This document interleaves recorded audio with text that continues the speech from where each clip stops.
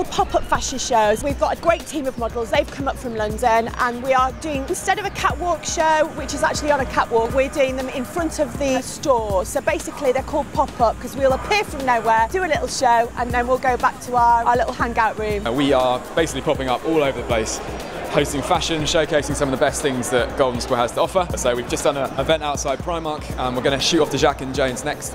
Just about having fun, different songs, different music, and just, yeah, celebrating what Golden Square has to offer. What we do is, on the high street, the designers go to all the haute couture shows in Paris, Milan or Rome, and they'll get an idea, and it'll trickle down into the high street. We'll get it at such a fantastic price. So you see all the things that you might see on a catwalk in Milan or in Rome, and it comes to us here today on the high street at fantastic prices.